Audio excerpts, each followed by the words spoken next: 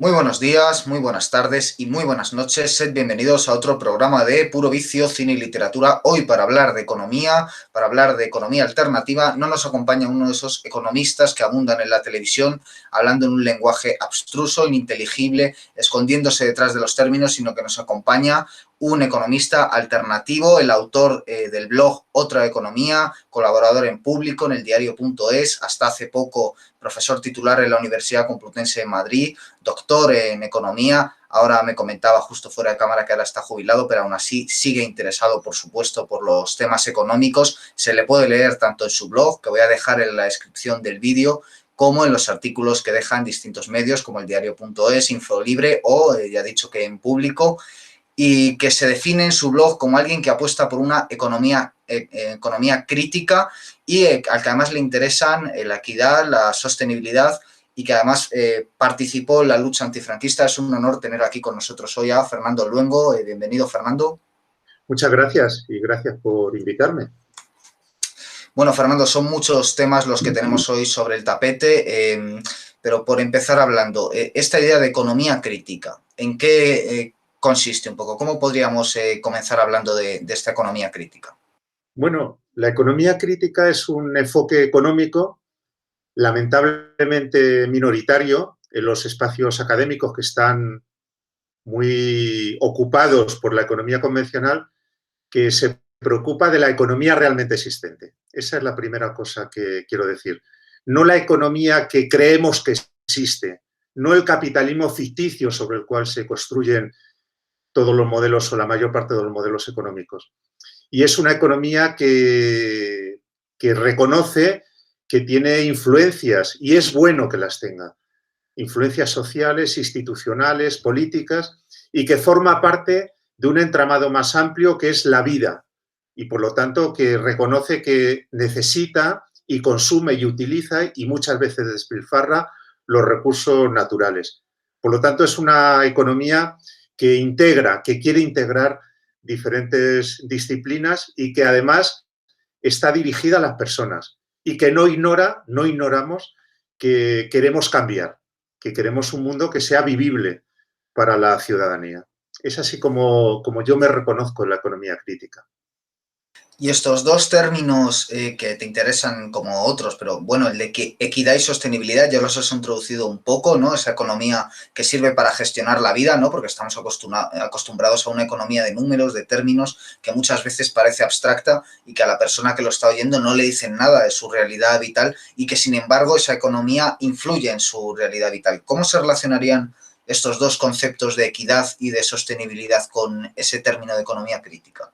Bueno, la equidad es que es una cuestión básica, porque el capitalismo neoliberal que se ha instalado desde hace 5 décadas o más en Europa y en el mundo es un capitalismo que deja a mucha gente en el camino.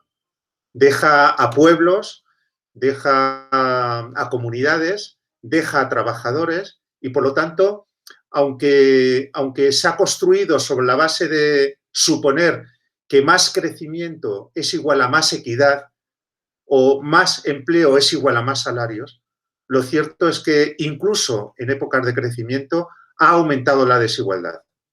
Voy a poner un ejemplo que para mí es evidente, además de los pueblos del tercer mundo. Hay centenares de millones de personas que, según los datos del Banco Mundial, viven con menos de $1 diario. Viven en situaciones de pobreza extrema. Pero no tenemos que ir a Bangladesh o a África, a Centroáfrica.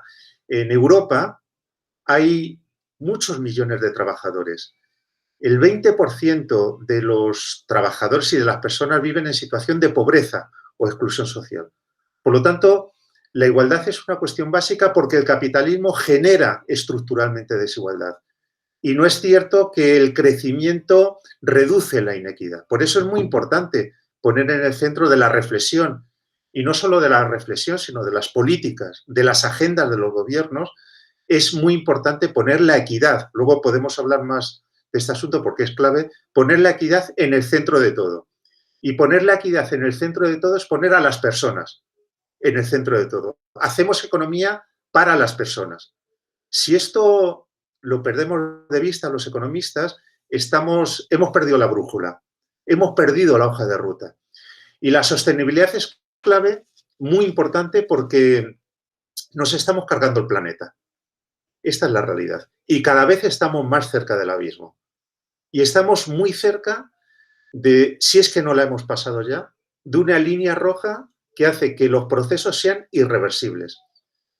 Y hay que reconocer que sin sostenibilidad no hay economía posible, pero ni la convencional ni la crítica. Si no damos un giro a las políticas económicas que permitan reducir el impacto climático del crecimiento y de la relación depredadora con la naturaleza, no hay economía, ni la buena ni la mala. Y es muy importante integrar la sostenibilidad porque, mira, ya estamos en el horizonte donde los objetivos de la cumbre de París están completamente desbordados. Se sigue hablando de ellos, pero ¿para qué?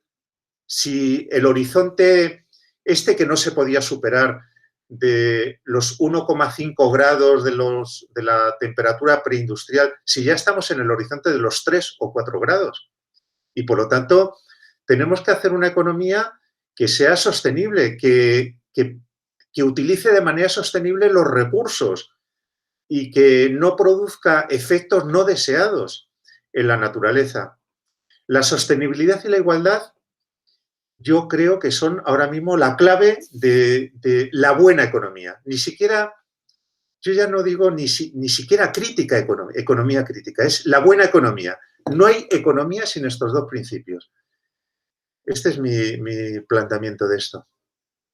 Yo quería justo preguntarte por el capitalismo, ¿no? Porque, bueno, salió un libro hace ya décadas, La Gran Transformación, de Karl Polanyi, que supuso una serie, digamos, algo casi profético a un poco la dinámica en la que entró el capitalismo posteriormente y que se preguntaba por esa necesidad de querer más, ¿no? Es decir, el capitalismo crea en las personas una necesidad de consumo de bienes que realmente no necesitan, por lo que la gente se endeuda, por lo que la gente trabaja más horas de las que deberíamos, etcétera. Y la pregunta que se hacía Karl Polanyi era ¿por qué no paramos esa rueda casi de hámster que no tiene fin? Y parece que es que el capitalismo entra en una dinámica imparable y en el que todos, como si fuera una espiral, formamos parte. Yo quisiera preguntarte por cuáles serían tus mayores críticas a esa forma de capitalismo moderno en la que vivimos todos. ¿Cuáles serían aquello que consideras más nocivo y más importante cambiar? Bueno, antes lo decía, si seguimos la lógica actual, pero incluso en periodo de pandemia, que se decía que la pandemia era una ventana de oportunidad, que no la estamos aprovechando. Yo no sé si se abrió esa ventana de oportunidad, pero ya está prácticamente cerrada.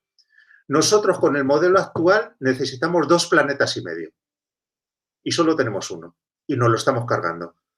Por lo tanto, el capitalismo está instalado, el de ahora y el de antes, está instalado en la lógica del crecimiento. Es posible, es viable y es saludable crecer. Crecer es más producto, más exportaciones, más inversión, más de todo. Pero el más de todo significa 2 cosas que son, yo creo, que muy malas y hay que cambiarlas. Significa que para crecer de esa manera necesitamos, o es una exigencia, una relación confiscadora con la naturaleza. Confiscadora. Este es el capitalismo en la actualidad. Y fíjate, no se trata solo del capitalismo tradicional, es que el capitalismo tecnológico, que se supone que es una solución, las nuevas tecnologías tienen también una relación absolutamente depredadora, necesitan una cantidad de materiales, de minerales y de productos raros para los cuales no hay una oferta. Y por lo tanto, seguir ese camino es seguir la política de esquilmar a los pueblos y de esquilmar a los territorios. Y otra crítica que es para mí muy importante, que concreta más el tema de la desigualdad. Porque no solamente hay desigualdad en el sentido de que hay pobreza estructural, también entre los trabajadores. No es los que estén fuera del mercado de trabajo. Es que, por ejemplo, en España hay un 12, 13 o 14%, no hay manera de saber exactamente cómo es la situación, de trabajadores que son pobres. Esto es una crítica fortísima al capitalismo, que siempre ha defendido sobre todo los economistas más convencionales, que el empleo era la política social, ¿no? ¿Para qué vamos a hacer política social si el empleo saca a la gente de la pobreza? No, el empleo no saca a la gente de la pobreza. Hay muchos trabajadores que están en la línea de la pobreza o por debajo de la línea de la pobreza.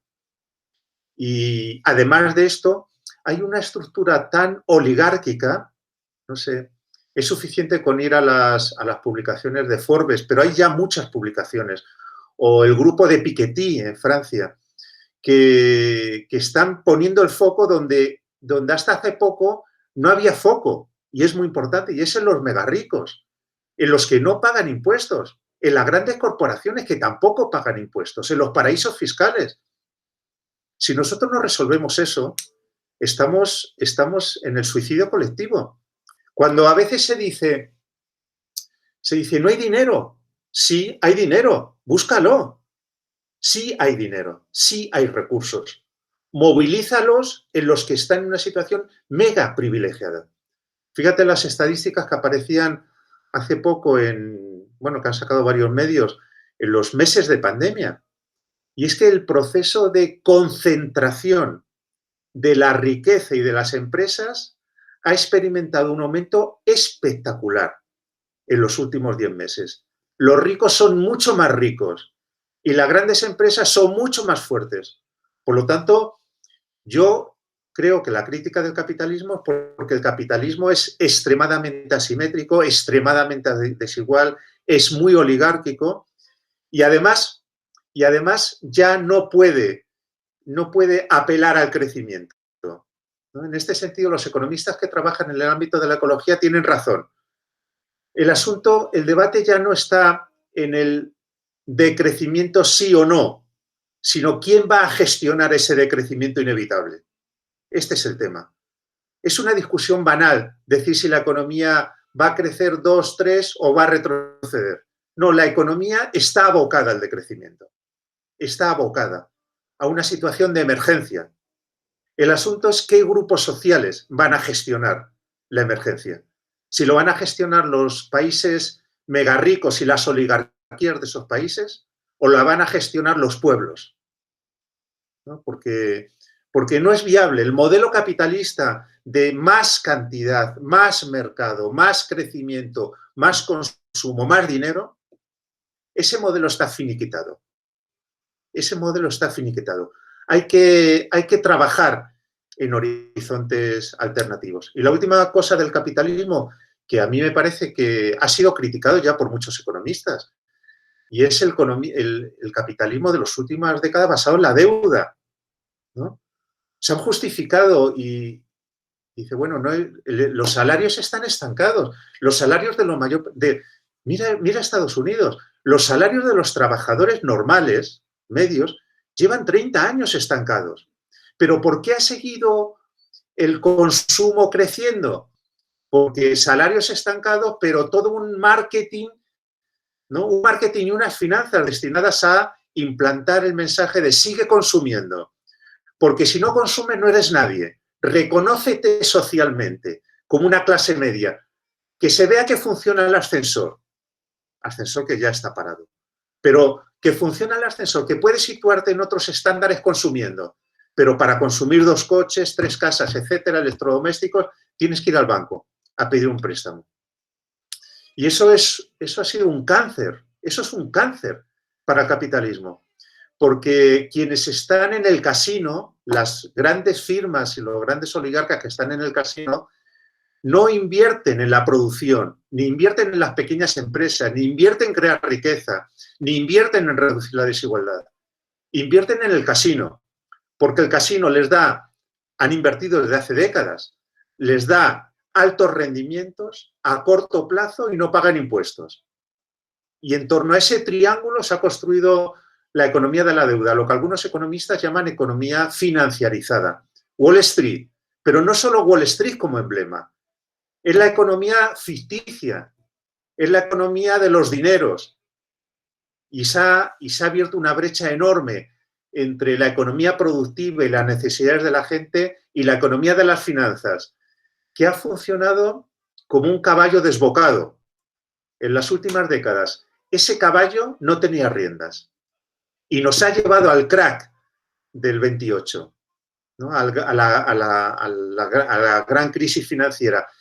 Pero ha pasado una década que yo a veces miro a los jóvenes, digo, joder, no vaya situación. Quien era joven, ¿no? Imagínate, en 2008, ha pasado una década que es una década perdida. Pero no en Latinoamérica, cuando se hablaba de la década perdida en Latinoamérica. Es la década perdida en España, y en Francia, y en Italia. Pero ahora ¿cuál es el panorama? Década perdida y ahora entramos en un horizonte de pandemia. Mi diagnóstico es que en un contexto como el que estoy describiendo, el capitalismo solo puede sobrevivir expropiando recursos naturales y expropiando riqueza de las mayorías sociales. Por eso cada vez va a ser un capitalismo más confiscatorio. Y por eso es cada vez más urgente buscar y construir, porque no se trata de buscar teóricamente, construir escenarios alternativos.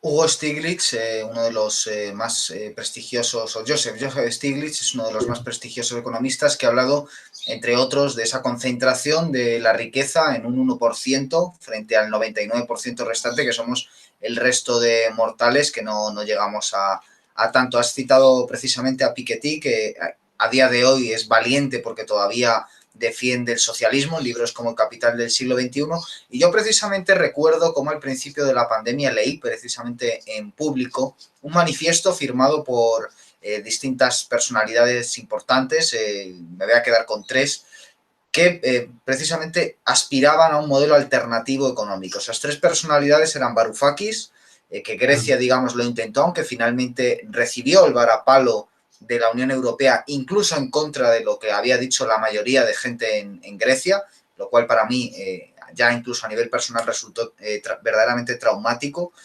Chomsky, que es otro de los intelectuales que se ha dedicado, aunque él es del ámbito de la lingüística, a buscar también esa alternativa. Y el tercero era Naomi Klein. Yo estoy hablando mucho ahora de este libro, de La doctrina del shock, porque me parece que es la obra más importante para entender lo que está siendo la pandemia. Y es curioso porque es un libro escrito en 2007 y me interesaría muchísimo comentarlo contigo, porque yo precisamente leí un artículo tuyo en 2012 en El País hablando de cómo ya cuando se estaban empezando a imponer las medidas con las que íbamos a salir, entre comillas, de la crisis, tú decías, no estamos yendo por el buen camino. Estas no deberían ser las medidas. Eran las famosas medidas de los hombres de negro, de los recortes, etcétera. A día de hoy estamos en una pandemia y yo inmediatamente pienso en este extraordinario libro de Naomi Klein, que lo que viene, para quien no lo conozca, lo que viene a proponer es cómo ya en Chile, en el Chile de Allende, después del golpe de Estado y de la terrible represión, se pone en contacto Pinochet, de mediación de la CIA, con Milton Friedman en la Escuela de Chicago, una serie de economistas, los Chicago Boys, educados allí en Chicago y en esa escuela monetarista de Friedman, y imponen, pero durante décadas, con muy malos resultados, las teorías de Friedman, y a día de hoy eso se nos vende como un milagro económico, y entre medias se han creado una serie de fusilamientos, etcétera. La tesis es que cuando hay crisis se implementa desde las élites lo que nosotros podríamos llamar el austericidio, y lo que quiero preguntarte es, ¿estamos ahora mismo en peligro de que, como ya pasó en 2008, se aproveche esa situación de shock para imponer ese capitalismo del desastre? Sí, y es una situación muy peligrosa. Yo también leí y me gusta mucho Naomi Klein, porque la tesis es buena para explicar muchas cosas. Buscar situaciones de emergencia, situaciones traumáticas para imponer medidas excepcionales. Esta es la tesis resumida de Naomi Klein. Pero antes has mencionado Grecia, y esto es lo que sucedió en Grecia. En Grecia, a pesar de que la población votó otra cosa, lo que hizo el Banco Central Europeo fue estrangular a la banca griega, hasta llevarla cerca del colapso. Y en esa situación crítica, donde Grecia estaba al borde del hundimiento y estaba al borde de la salida de la Unión Europea, que no quería el gobierno de Syriza, porque Varoufakis lo ha dicho 1000 veces, no queremos irnos, lo que queremos es renegociar las condiciones financieras en las que está Grecia. Salir no, quedar, pero de otra manera, quedarnos de otra manera. Y Grecia tuvo que aceptar, el gobierno griego, Syriza, que ya no es la Syriza de antes, que cuando aceptó esto ya se convirtió en otra cosa, aceptó un memorándum de entendimiento que era dramático, suponía un programa de ajuste para la población draconiano. De hecho, a partir de ahí, Grecia, los activos más valiosos, puertos, aeropuertos, islas, edificios, los activos más valiosos los tuvo que vender al capital extranjero para poder cumplir las prescripciones del memorándum de entendimiento. Quiero decir con esto que se habla muchas veces de Chile y otros sitios, ¿no? Pero aquí ya tenemos ejemplos de situaciones de emergencia que son las condiciones propicias para imponer soluciones que son buenas para las élites, para las oligarquías. Las oligarquías nunca han sido tan poderosas. Nunca han sido tan poderosas. De hecho, buena parte de los recursos públicos que se han movilizado estos meses de pandemia han ido a parar a las grandes corporaciones. En esa situación de emergencia necesitamos crecer, necesitamos salir de la crisis y nosotros tenemos la hoja de ruta. Darnos a nosotros el dinero público, porque si no nos dais el dinero público no mantendremos el empleo. Sí, yo creo que vivimos una situación de emergencia y veremos cómo se gestionan los dineros europeos. Yo estoy, en este sentido, muy preocupado de que finalmente, no sé, los dineros que recibe España, que está esperando como agua de mayo. Pero es que la mayor parte de los proyectos a los que se le ha dado el ok son proyectos presentados por Naturgy, Iberdrola, Repsol, etcétera.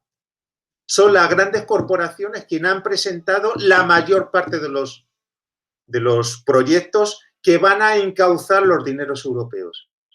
Efectivamente, hay una situación de emergencia y me preocupa también en el tema del empleo, porque, claro, hay un desempleo y empobrecimiento.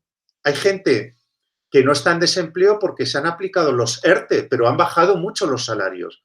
Pero cuenta, la gente que es pobre, más la gente que está desempleada, más la gente que ha visto sus salarios reducidos, y hay una destrucción social, hay una destrucción de tejido social impresionante. Y me preocupa mucho que las necesidades de la gente sean un argumento para ofrecer cualquier empleo y que la gente se vea obligada a aceptar eso, que es lo que ha sucedido muchas veces. Decir, oye, no hay más que lentejas, o las coges o las dejas, y que la gente se vea obligada, como yo creo que posiblemente va a suceder, a aceptar salarios miserables, porque como estamos en crisis, ¿no? Salarios miserables o jornadas laborales largas, que es lo que posiblemente va a suceder.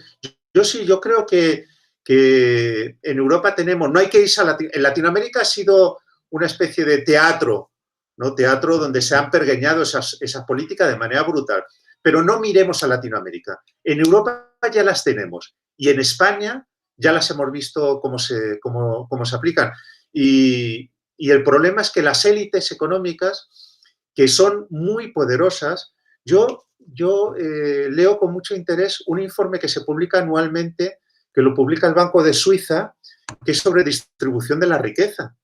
Y en esos informes, que son súper interesantes, queda claramente de manifiesto cómo el 1%, el 5%, pero a veces el 0,05% de la población adulta, el 0,001% de la población adulta, en los países europeos y también en Estados Unidos, en Canadá y, por supuesto, en el tercer mundo, tiene una concentración de la renta enorme.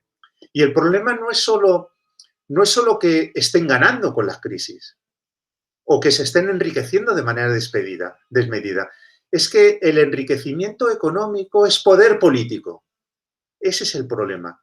Y yo me pregunto, ¿por qué, por ejemplo, en el famoso plan de ayuda europea, el plan de recuperación y resiliencia, ¿por qué no se ha puesto en el centro la propuesta de Piketty, por ejemplo? La propuesta de meter progresividad tributaria en esta situación de emergencia.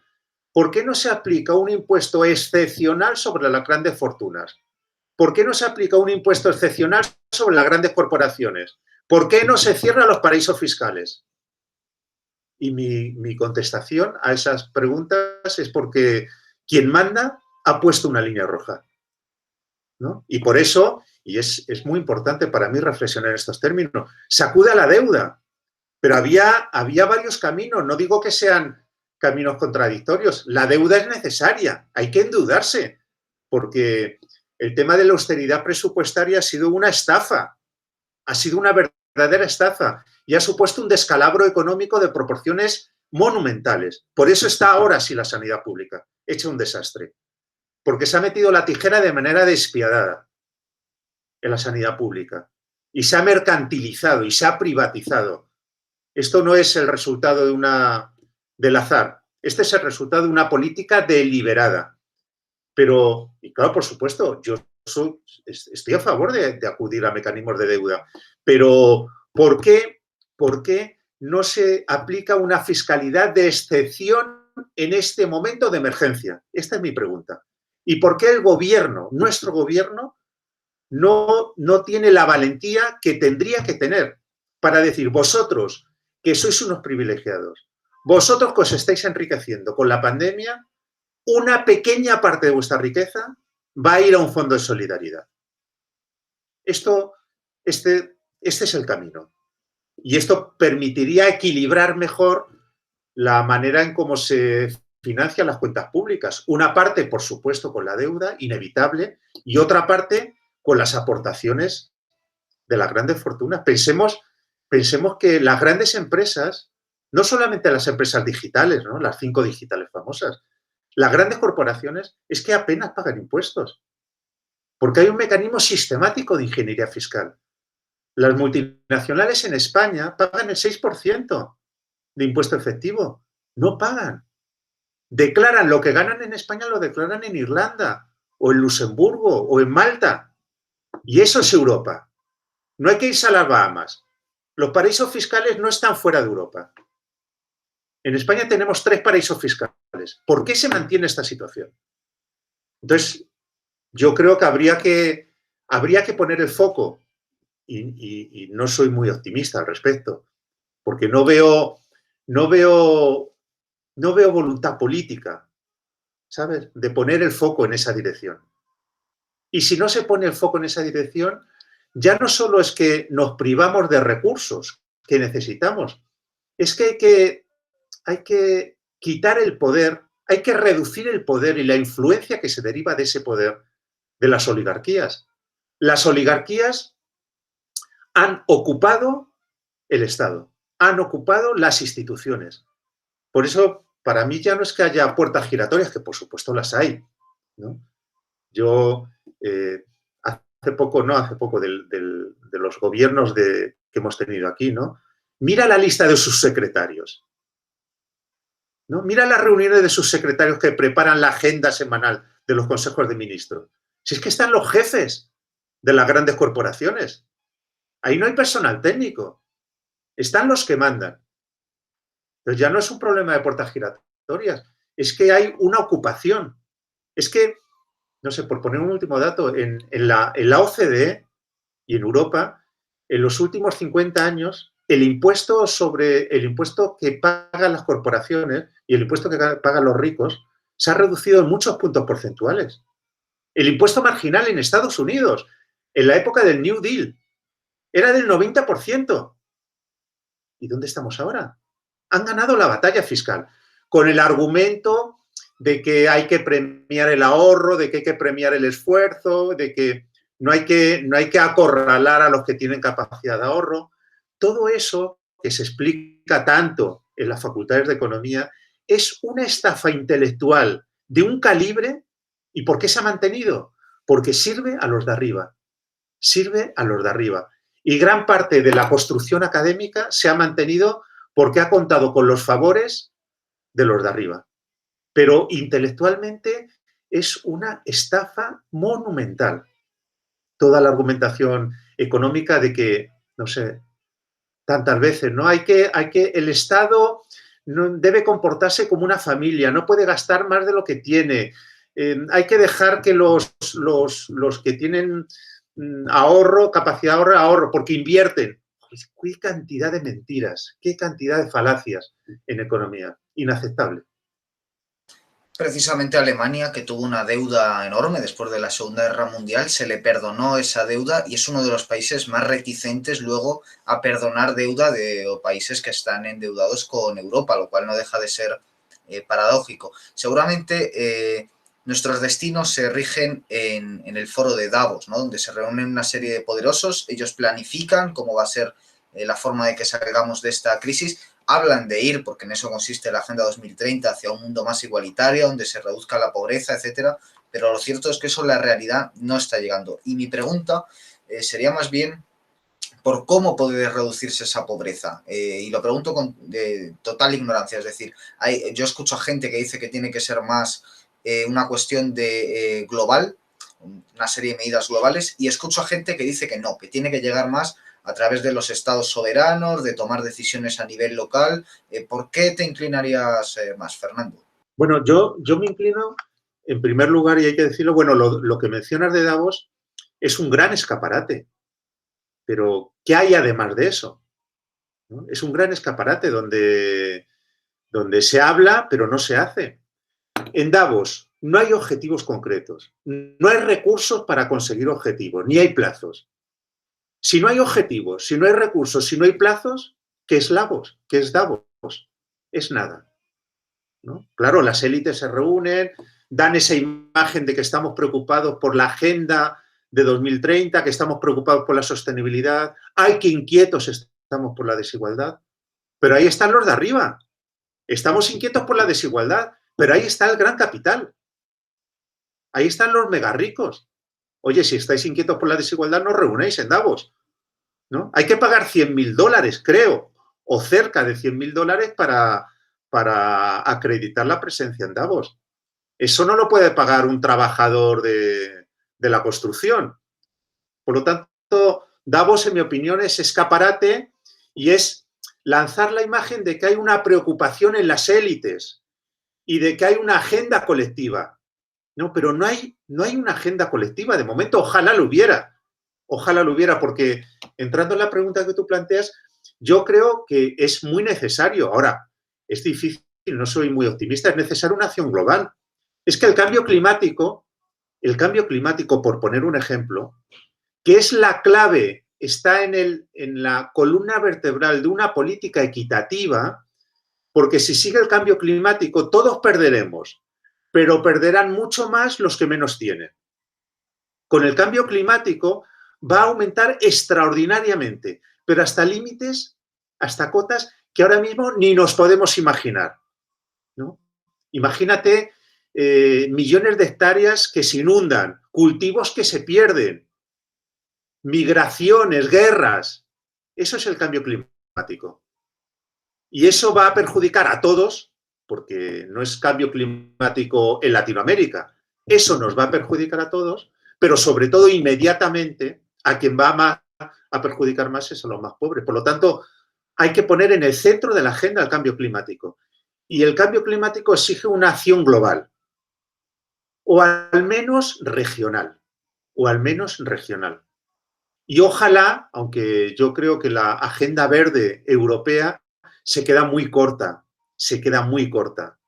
No sé, por poner un ejemplo, el Banco Central Europeo que compra bonos de las corporaciones, compra títulos de deuda pública y privada de las corporaciones. Mira, el 80% de las corporaciones que están en las operaciones del Banco Central Europeo queman combustible.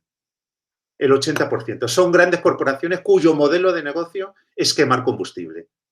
O tienen acciones en empresas que lo queman. Entonces, ¿eso cómo se come? Tú dices, no, Europa Verde.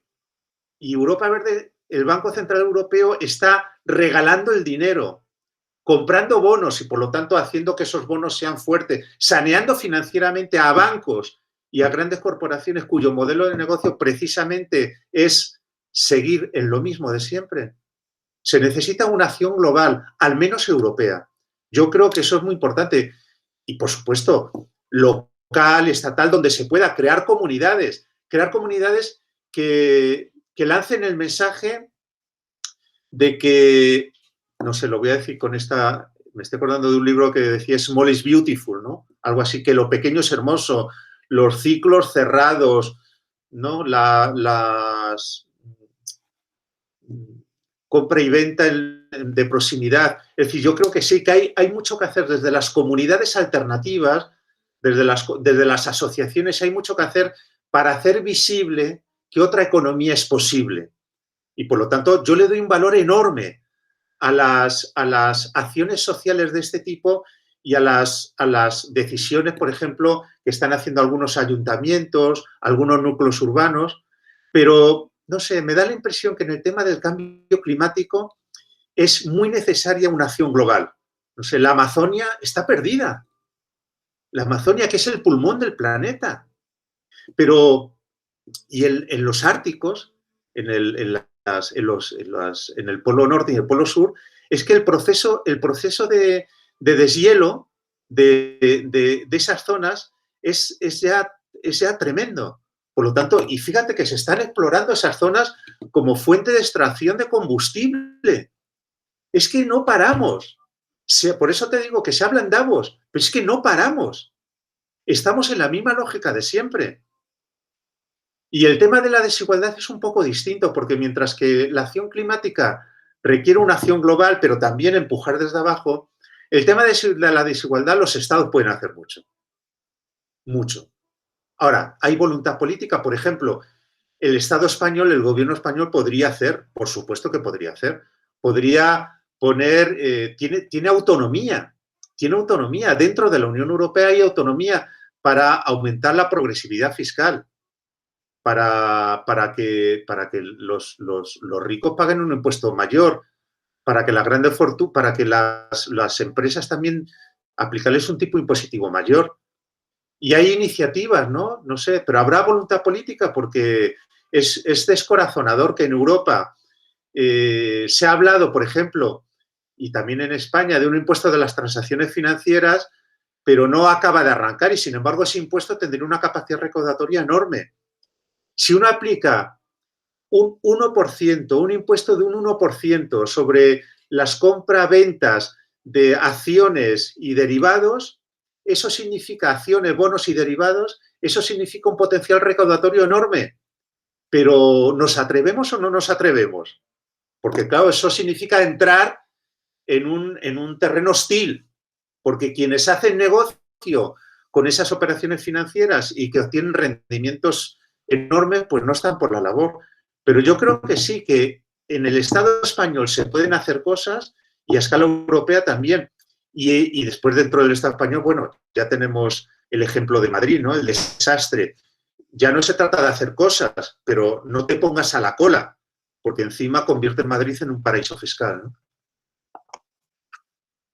Precisamente el término economía viene de oikos, ¿no? Que es hogar, y ha habido una intromisión en los últimos años que se ha denunciado mucho, sobre todo a partir de 2008, que es cómo la economía afecta a la política, ¿no? O sea, cómo el pueblo puede tomar a través de las urnas, en este caso de Madrid no se ha dado, pero cuando ha tomado a través de las urnas, ha apoyado ciertas iniciativas económicas, más tarde han venido de arriba, poderes que están por encima y han dicho, no puedes hacer esto, no puedes hacer lo que ha votado la gente, de forma que de alguna forma la economía estaría cancelando la política. Y quiero citar este libro, Democracia Común, de Dana Nelson, porque es muy interesante, porque lo que estás diciendo me recuerda. Ella desde un punto de vista de teoría política, pero lo que tú estás diciendo desde un punto de vista de economía me interesa, porque sería, igual que estamos acostumbrados a ver una política, una economía ejercida desde arriba a abajo, lo que tú estás proponiendo es lo mismo que propone ella para la política, que es empezar a ejercer la política, la democracia,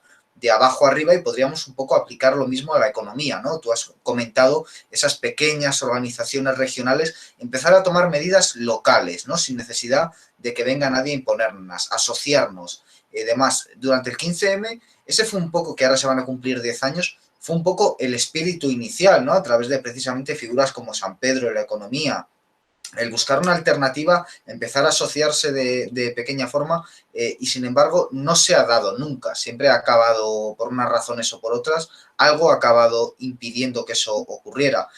¿Cómo podríamos empezar ante esta situación de crisis a actuar de esta forma? ¿Qué alternativas a pequeña escala para quien nos esté viendo podríamos empezar a tomar para esta nueva forma de hacer economía de abajo arriba?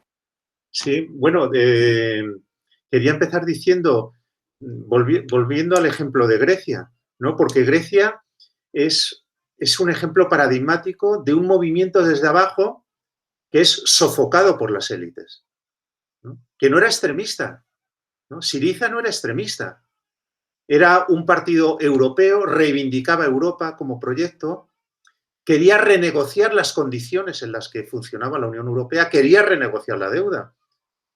Y las élites reaccionaron de manera violenta y acabaron con el proyecto de Syriza.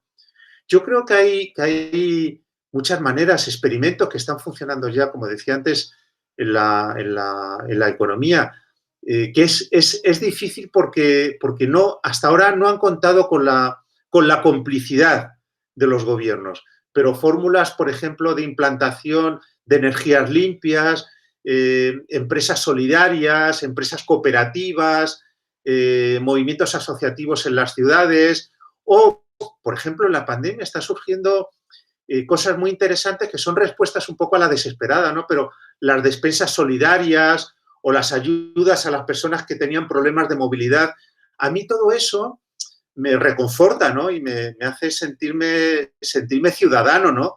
Digo, bueno, hay un potencial asociativo, un potencial basado en cuidémonos, ¿no? Cuidémonos, porque si no nos cuidamos nosotros, nadie lo va a hacer por nosotros. Y yo creo que eso no sé si eso se podrá convertir en una fuerza política, ¿no? En una fuerza social, porque el 15M ya queda tan lejos, ¿no? O sea, ojalá, ¿no? Pero ¿cuánto se podría hablar de lo que ha sucedido con el movimiento 15M, ¿no? Yo, no sé, yo en ese momento, en esos años daba clase en la facultad y sorpresivamente, cuando yo estaba en Sol, porque participé desde el principio, ¿no? Cuando yo estaba en Sol, al 80% de mis alumnos, que no conocía de nada, ni de nombre, no sabía cómo eran, no sabía qué pensaban, los vi ahí en la calle, ¿no? Es decir, eso no sé, me imagino que es irrepetible, ¿no? Ojalá podamos volver a conocer un movimiento de esas características tan generoso, tan espontáneo, con tanta autoorganización.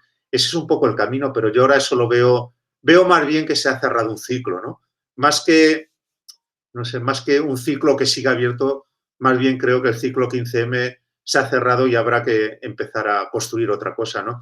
Pero a mí me parece que hay mucho movimiento asociativo y en los momentos de dificultad, en los momentos de pandemia, yo he visto en los barrios mucha gente autoorganizándose para cuidar de los demás. Y también en el tema, no sé, alrededor, por ejemplo, del movimiento ecologista, hay muchas experiencias de reciclaje de materiales, ¿no? de cosas que se venden en la proximidad, de rechazo de los materiales que son más difíciles de degradar, etcétera, ¿no? Yo creo que ahí hay un camino que a mí me parece que es insuficiente, pero eso alimenta una posibilidad. Y para que esa posibilidad se abra camino políticamente, a mí me parece que es necesario que haya fuerzas políticas que vayan a las instituciones. O sea, que cambien las instituciones, que cambien las políticas. O sea, con esa, tengo la impresión, ¿no? Aunque todo es muy opinable, con la espontaneidad social de los movimientos de producción asociativos de cuidados, yo creo que ese es un germen, pero eso no tiene el potencial de transformación para cambiar el status quo, ¿no?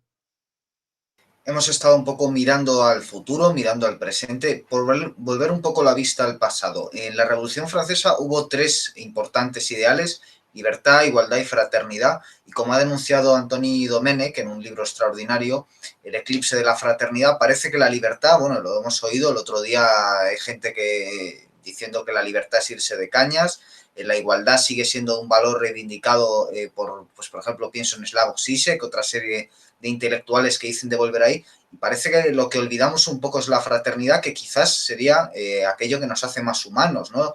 Fraternidad, que es considerar al otro hermano tuyo, que, digamos, estáis hechos, por decirlo de alguna forma, del mismo barro, etcétera. Y si miramos históricamente, me gustaría preguntarte por las razones históricas de la pérdida de esta serie de valores, por las razones históricas por las que una época creada después de la Segunda Guerra Mundial de socialdemocracia, digamos, para establecer una alternativa al comunismo, pero también al capitalismo, pues precisamente de autores como Friedman, se construyó en Europa y poco a poco se ha ido demoliendo. Quisiera preguntarte por las razones de esta demolición y sobre todo por tu visión de cómo ocurrió esto y de si va a ser posible en algún momento volver a fortalecer esta socialdemocracia que autores como la propia Naomi Klein dicen que sería el camino, ese camino keynesiano de salir de las crisis apoyando el sector público en vez de tomando pues los tres grandes mantras del capitalismo que son ambos, o sea, todos relacionados con recortar en lo público y eliminar al mínimo posible la participación del Estado en la economía. Bueno, yo empezando por el final, lo que puedo decir es que yo no he tirado la toalla. O sea, me he hecho mayor, pero yo no tiro la toalla. En el sentido de, no solamente de confiar, que no es ese el tema, sino de trabajar para que un cambio sea posible. Mira, en el terreno económico, yo creo, aunque no por poner una fecha concreta, ¿no? Pero yo creo que desde comienzos de los 80, finales de los 70, irrumpe con una fuerza extraordinaria un nuevo paradigma económico que es el que se ha hecho dueño y señor de la economía y de las agendas públicas, que es el paradigma anti-keynesiano, el paradigma del liberalismo, en el sentido de cultivar, no sé, por decirlo de esta manera, el homo economicus, la competencia, la lucha, la competitividad, ¿no? Y eso ha impregnado de tal manera la economía que se ha apoderado por completo de ella. Y yo creo que ahí está el asunto. Y claro, pero además de que el keynesianismo ya no estaba, las políticas keynesianas ya no estaban funcionando, pero claro, esto no es que hayan funcionado, sino que han funcionado para los de arriba. No han funcionado quizá en el terreno económico, porque mira, un dato que hay que tomar, se ha defendido, ¿no? La globalización, el consenso de Washington, en fin, este es el camino a abrirse al mercado internacional, el mercado mejor que lo público, porque el mercado es eficiente y lo público despilfarra, y con ese paradigma, con ese mantra, sin embargo, las economías desde los años 80, las economías que han implantado de manera más contundente el mantra neoliberal, son las economías que han obtenido peores resultados económicos. Es decir, que económicamente el neoliberalismo individualista que ha entrado a saco en las agendas públicas, y no te digo nada en las universidades no ha dejado prácticamente espacio para los académicos que estábamos en los espacios críticos. Hemos estado en la trinchera, se han apoderado de las revistas especializadas, se han apoderado de las cátedras y han impartido la docencia, ¿no? Qué es bueno y qué es malo en economía. Y han calificado de, bueno, si tú razonas en otras coordenadas, tú no eres economista. Tú eres historiador, tú eres periodista, tú eres sociólogo, no eres economista. No practica la buena economía. La buena economía de la competencia.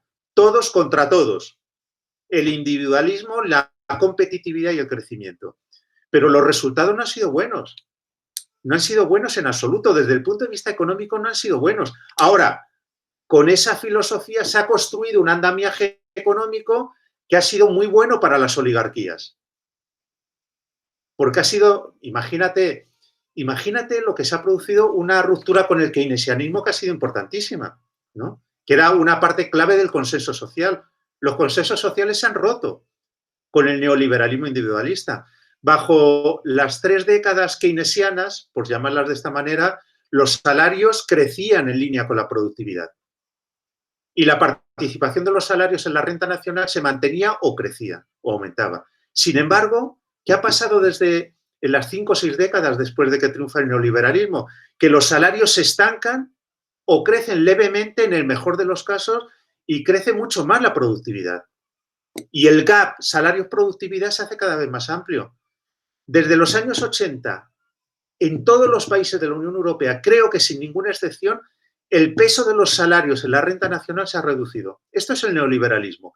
Es una agenda redistributiva, pero no para las mayorías sociales, sino para las élites.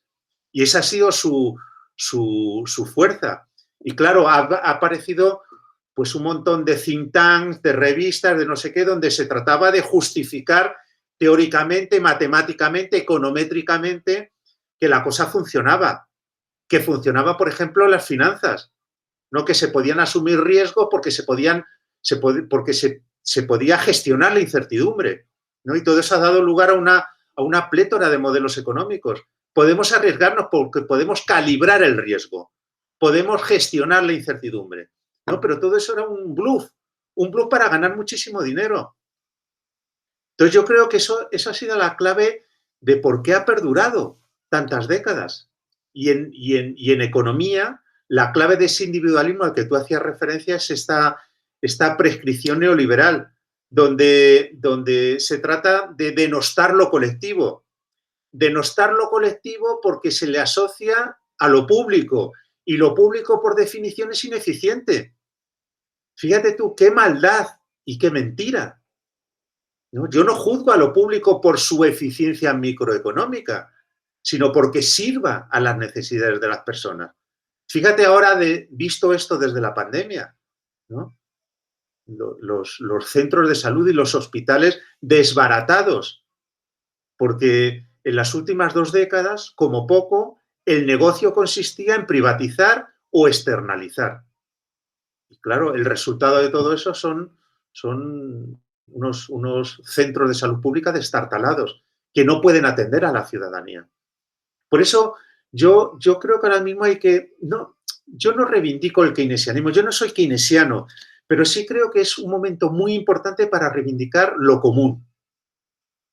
Seas o no keynesiano, ¿no? Seas o no de esa escuela de pensamiento económico, lo común, lo que es de todos, lo que hay que cuidar, pero no como un principio filosófico. Yo eso no lo reivindico también, porque yo soy un economista y soy una persona y lo reivindico como persona. Yo reivindico lo común y lo público como elemento vertebrador del discurso económico, porque creo que sin esa reivindicación no saldremos de la crisis. Porque salir de la crisis no es crecer, no es aumentar el PIB. Salir de la crisis es distribuir. Es el momento de distribuir. Si tú no distribuyes, en mi opinión, si no distribuyes horas, tiempos, recursos naturales y riqueza, si no aplicas una política económica para trabajar en esa dirección, riqueza, dinero, patrimonio, recursos naturales, salarios y tiempo, si tú no construyes desde lo común y desde lo colectivo, yo creo que no vamos a salir de la crisis, sinceramente. Para terminar, Fernando, quisiera preguntarte una cuestión doble, que es un problema muy real que atañe a mucha gente. Yo te confesaré y confesaré a quien nos está escuchando que yo he perdido mi empleo que complementaba con mis estudios universitarios en una gran cadena de restauración después de esta crisis terrible del coronavirus, y quisiera preguntarte precisamente por ese problema, por el problema del trabajo, que podríamos decir que la palabra clave es precario, y que además entre los jóvenes que efectivamente no tenemos esa visión que puede tener gente de más edad del mundo antes y después, ¿no? Nosotros hemos visto la crisis de 2008, la crisis del COVID, y no hemos visto un mundo anterior, sino que prácticamente siempre nuestras expectativas han tenido esa idea de la crisis pujando. Y quisiera preguntarte también por las pensiones, ¿no? Que igual que el trabajo tiene esa palabra, precario, las pensiones yo diría que la palabra es recorte.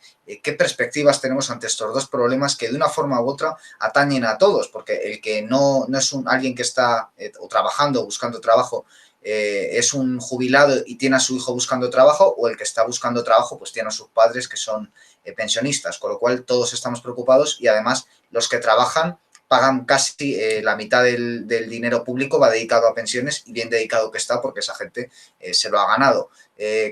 ¿Qué perspectivas hay para esos dos problemas que parece que siempre son irresolubles y que cada vez van a peor y no mejoran? Bueno, el tema del empleo era ya un problema en España y en Europa enorme. Fíjate, las tasas de desempleo, pues imagínate, en Estados Unidos, por poner un ejemplo que está un poquito más lejos, que se dice que el desempleo en los momentos mejores era del 4%. Si tú contabilizas a los desempleados que están buscando activamente un empleo, a los desempleados que ya no buscan un empleo, que están desanimados y por lo tanto no forman parte de la población activa, y a los que tienen contratos a tiempo parcial, pero quisieran tener trabajos a tiempo completo, tú contabiliza todo eso y te sale el triple del desempleo en Estados Unidos, en España y en Europa. Por lo tanto, el desempleo es un problema enorme y no te digo nada en la actualidad.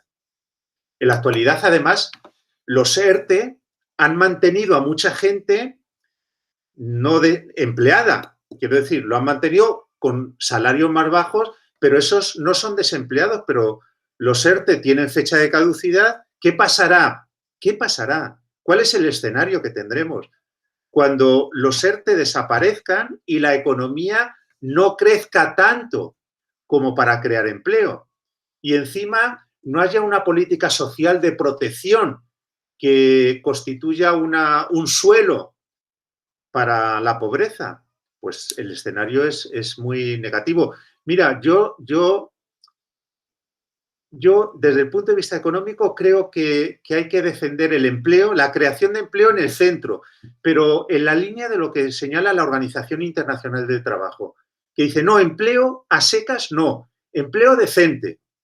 Empleo decente significa empleo con salarios dignos, empleo donde se asegure la negociación colectiva y empleo donde se puedan ejercitar los derechos humanos. Eso es empleo decente, porque muchos de los empleos que se han creado en España son empleos basura. Entonces hay que reivindicar empleo decente. Y para reivindicar ese tipo de empleo hay que volver a la idea que decía antes, a la idea de redistribuir y a la idea de crear las condiciones para que los trabajadores se empoderen, los trabajadores tengan poder en los centros de trabajo y hay que distribuir. Mira, voy a poner un ejemplo que he sacado de Oxfam, no sé si los conocen, los informes de Oxfam son muy interesantes. No sé si el último o el penúltimo o uno de los últimos mostraba las retribuciones que son salarios de los altos ejecutivos de las empresas del IBEX. Ojo, salarios, porque cuando se habla del salario medio, se habla del tuyo, del mío y del de arriba. Y los ejecutivos ganan 200 y 300 veces más que el salario medio de sus empresas. Es intolerable, es intolerable. Yo defiendo un empleo con un salario decente. Ya sé que ahora mismo no estamos en una situación de que los salarios crezcan mucho, pero defiendo que se ponga límite a los altos salarios de los ejecutivos, pero 300 veces, pero no sé, leí una vez una propuesta, me parece que la propuesta de Oxfam. Fíjate, la propuesta de Oxfam dice que los salarios de los ejecutivos no superen 10 veces, que ya es mucho superar. 10 veces el salario medio de los trabajadores. Hay que reducir el salario de los ejecutivos para que haya más margen para los trabajadores. Hay que favorecer la negociación colectiva y hay que aumentar, en línea con el compromiso del gobierno, hay que aumentar el salario mínimo, porque el salario mínimo es un derecho y el salario mínimo no genera desempleo, porque hay un montón de trabajos académicos y de trabajos empíricos donde se demuestra que la subida del salario mínimo no aumenta el desempleo. Entonces, yo creo que hay que actuar sobre el salario mínimo, hay que actuar sobre el salario máximo y hay que actuar sobre la negociación colectiva. Y ese PAC no lo debemos dejar para otro momento, porque me da mucho miedo que, como la situación está tan mal, aceptemos cualquier cosa. Y me da mucho miedo porque no sé los últimos datos del INE, pero antes de que estallara la pandemia, el volumen de horas extraordinarias no pagadas, sobre lo cual he escrito yo algunos artículos, el volumen de horas extraordinarias no pagadas era enorme, enorme en la economía española y es inaceptable. Yo tengo familiares donde les dicen, oye, quédate, pero no les dicen, te voy a pagar la hora extraordinaria, ¿no? El tiempo extraordinario te lo voy a pagar, te voy a pagar un plus, no se recoge ningún tipo de contrato, no se recoge ningún tipo de papel. La cosa es, o te quedas o te vas. Esa es la alternativa. Y por lo tanto, hay que regular todo eso, ¿no? Ya había un intento del gobierno, pero hay que regular, hay que fortalecer la inspección de trabajo. No se puede tolerar esos comportamientos de este empresariado que tiene una cultura conservadora y es la cultura de voy a sobrevivir presionando sobre los costes laborales. Si es que la supervivencia empresarial no depende tanto en los tiempos que nos ha tocado vivir, no depende tanto de los costes laborales como de que seas capaz de desarrollar otro tipo de destrezas que posiblemente necesitan salarios más altos y necesita un trabajo decente. Por lo tanto, yo actuaría en el campo de los salarios, actuaría de esa manera. Y mira, yo soy muy partidario, porque eso da margen para negociar y da margen para actuar políticamente, de que se implantara una renta básica universal. Soy muy partidario de ese tipo de medidas, porque eso es un colchón negociador para los trabajadores. Además de permitir, ese es el verdadero escudo social que necesita este país. Una renta básica, universal e incondicional. Este es el escudo social. Pero además de ser un verdadero escudo social, esto fortalecería la capacidad de negociación de los trabajadores y permitiría crear una cultura empresarial un poco más dinámica que la que existe en este país. Y en el tema de las pensiones, mira, no quiero discutirlo desde el punto de vista de la economía. Las pensiones son un derecho y se acabó. Son un derecho, a las cuales tienen derecho la gente que hemos trabajado. Son un derecho y se pueden y se deben financiar con fondos públicos. ¿Quién dice que hay que financiarlas con los recursos obtenidos a través de las cotizaciones sociales? ¿Quién dice que esa sea la única manera de financiarlas? Se puede financiar con cargo a la imposición general, con cargo a los impuestos. Hay que financiarlas, hay que cubrirlas. No se puede permitir que los mayores caigan en situaciones de pobreza. Y no es una solución. Estoy radicalmente en contra de que se alargue la edad de jubilación. Radicalmente en contra. Porque es una medida tan antisocial.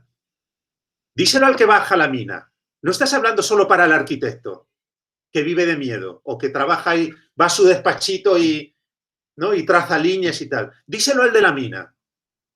O díselo a la persona que está en el campo, que para percibir la pensión, el 100%, la pensión que le corresponde, tiene que alargar su periodo de vida activa. Díselo a la gente que sufre cuando trabaja. No estoy de acuerdo. Estoy más bien por mantener y por financiarla. Si es que, relacionado con las horas extraordinarias no pagadas, si es que esas horas extraordinarias, si se pagaran las cotizaciones sociales, resulta que las arcas públicas funcionarían mejor. Y si los salarios no fueran de hambre en muchos sitios, no fueran tan bajos, porque yo conozco muchos casos donde, claro, si pagas salarios bajos, ¿cómo vas a contribuir a la financiación de la...? Entonces, claro, se mira y dice, no, es que la gente vive más tiempo. Joder, es que tenemos que morirnos. No, la gente vive más tiempo, lo que tienes que hacer es pagar salarios decentes, luchar contra el fraude fiscal y repartir. Verás cómo de esa manera sí tienes dinero para financiar las pensiones. Y si las cotizaciones sociales no son suficientes, busca una fórmula como hay en otros países europeos para que se cubran con cargo a la imposición general. Porque simplemente las pensiones, la vivienda y otras cosas son derechos humanos. Y no se puede ceder en materia de derechos humanos. Precisamente en el libro que mencionaba antes, en el Eclipse de la Fraternidad, al final hay un epílogo de Daniel Raventós en el que habla exactamente lo mismo, de la necesidad de una renta mínima. Lo que decías de no se puede morir la gente, precisamente la presidenta del Fondo Monetario Internacional, quizás en un lapsus, Christine Lagarde, dijo que había gente que dijo prácticamente le deseó la muerte a una cantidad de la población. O sea, es la solución que parece que proponen algunos. Y respecto a las horas extra, te confesaré que también en el trabajo que dejé, yo me fui sin que me pagaran unas cuantas horas extra que me debían y lo viví. Yo no tenía el peor de los casos, tenía compañeros verdaderamente que hacían horas extras bárbaras de pasarse ahí el día y pagaban lo que querían y no registraban la mayoría de esas horas porque lo tienen siempre todo montado para que les beneficie el sistema. Ellos montan un sistema de horas extra y donde cuadran y te ponen un máximo de horas extra a la semana y al final acaban pidiéndote que te quedes más horas extra de las que te pueden registrar esta semana.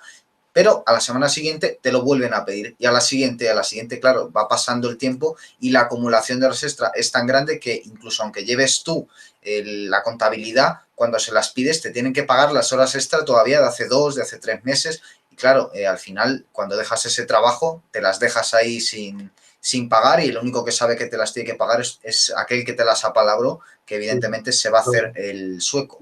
Pero fíjate, en relación con eso, que es un problema en nuestro país. Yo no he buscado esta información para los países de la Unión Europea y no la he encontrado.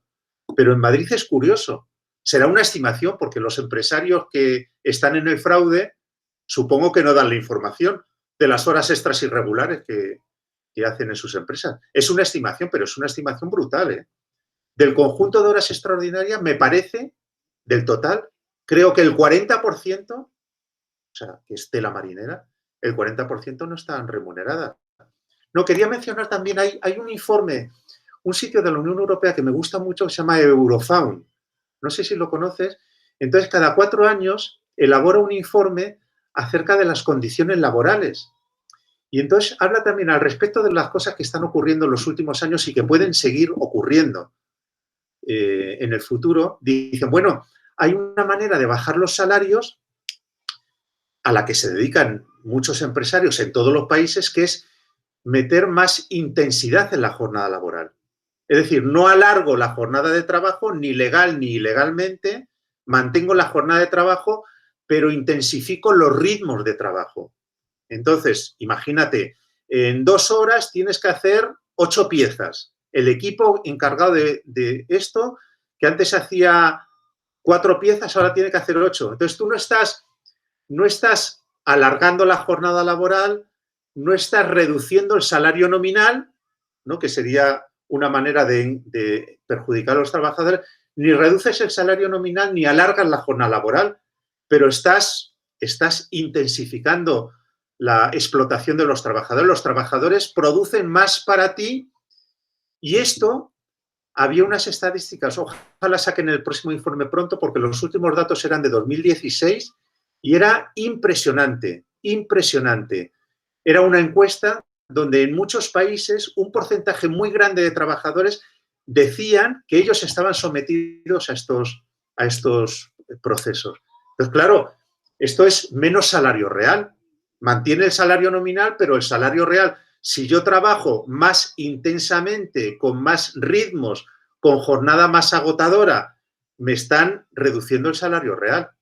Entonces, bueno, todo esto está sobre la mesa. Entonces, ahí hay que estar muy pendiente y ojalá haya una actuación firme, ¿no? Para evitar que se salga de la crisis por la vía del envilecimiento de las condiciones de trabajo.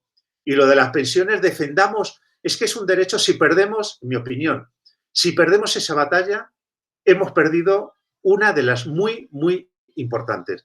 Y además denunciemos que detrás de todo esto hay, y detrás de otras cosas, hay un formidable negocio de los fondos privados. Lo que quieren es echar, ¿no? Debilitar las pensiones públicas porque en torno al envejecimiento de la población hay mucho dinero. En torno a los cuidados, en torno a las pensiones, en torno a los centros de salud, hay mucho dinero por medio porque la población cada vez somos más viejos y duramos más tiempo. Y se trata de convertir eso que era patrimonio público, de servicio público, convertirlo en negocio privado. Y esto es lo que hay detrás del debate de las pensiones. No hay un debate técnico de cómo hacer que sobreviva las pensiones. No, hay una cuestión eminentemente política. Pues me parece muy interesante que lo aclares porque yo desde luego no lo había escuchado así y lo dices y tiene todo el sentido, se sabe, siempre que además ciertos políticos que proponen medidas liberales ya sabemos luego con quién hacen sus negocios. O sea, quiero decir, no hay más que mirar la historia reciente para darse cuenta de que eso es cierto. No hay más que ver, por ejemplo, al PP madrileño mismamente, que ganó la semana pasada las elecciones. Fernando Longo, autor de libros como, que se me ha olvidado antes citarlo, Mercado de Trabajo y Competitividad en los Capitalismos Emergentes o Globalización, Comercio y Modernización Productiva. Muchas gracias por... Perdona, hay un libro, no, solamente por información, Sí. que hicimos hace unos pocos años Nacho Álvarez, que es el actual secretario de Estado de Asuntos Sociales por parte de Unidas Podemos, Jorge Usó y yo sobre fracturas, que se titula Fracturas en Europa. Fracturas y crisis en Europa, que es un libro reciente. Bueno, solo para... No, por supuesto que sí, ha sido fallo mío porque lo hubiera Bueno, buscado y te hubiera preguntado por él, que seguro que es interesante. Ya digo que dejaré en el enlace, eso sí, la descripción del vídeo, el enlace a Otra Economía, tu blog, totalmente recomendable, yo lo sigo y animo a quien nos esté viendo a que lo haga. Y Fernando, no sé si quieres añadir alguna última cosa más antes de despedir el programa. no, nada más, que ha sido un placer conversar contigo. Pues el placer ha sido, por supuesto, mutuo y seguro que también de los espectadores. Fernando Luengo, hasta aquí llega el programa de hoy. Muchas gracias a los espectadores por vernos otra vez en Puro Vicio, Cine y Literatura. Volveremos pronto con más entrevistas, con más programas. Hasta pronto. Muy bien.